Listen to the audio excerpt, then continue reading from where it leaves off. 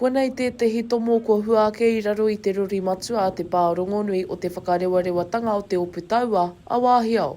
Ai, he pauri, I te mea he aua I nei ki te whakawhiti mai te piriti kia uru mai ki tā mātou pā. Engari mo tērā, kua pēnei ke te noho a tā mātou hapu mō ngā tau ruaraunaki atu. Ko Macie Kuki Davis o Tūhourangi Ngāti Wāhiao te hio ngā uri o te pā. Hei tāna kua ngu haere te pā nā te whakataunga kia aukatia te rori. He pai ki te kite I te ngu o te pā I tēnei wā, I te pā e whakatāna, I aku kaumātua e hiko e haere ana, nā te wātea o ngā rori. On Sunday afternoon, we noticed that there were some changes to the road. Our mātauranga tells us that when we observe those changes, we need to act on them to protect our people and to protect our manahiri. Ko Tania Robinson te mana hautū o ngā mahi tāpoi ki te pā o te whakarewarewa. E ai ki aia aha koa ngā maharahara mo ngā taha umanga, me whai whakaro ki ngā rautaki kia noho haumaru ai te hunga kauru ki te pā. In terms of our tours business, we have no access at all at present. We've closed the tours business.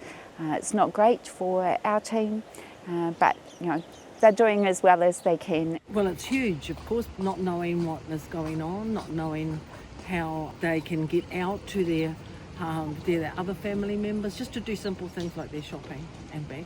E iri ana ko ngā tohu whakatūpato me ngā taiapa ki te rori e pātatana ki te tomo.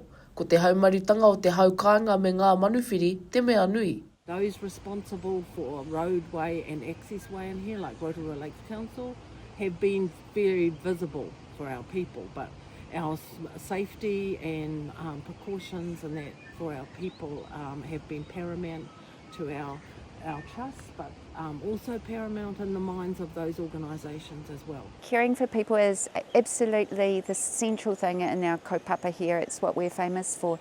So one thing is that we really discourage anybody from coming down to have a little haututu, have a little look, no thank you, because we want to make sure that you're safe as well.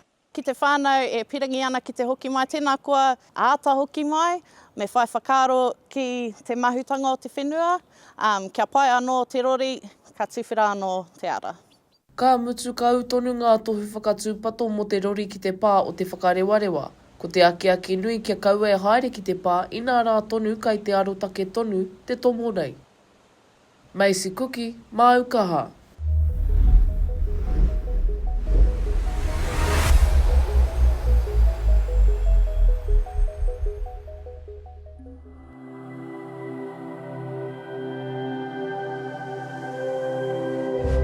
Ko te reo, te take.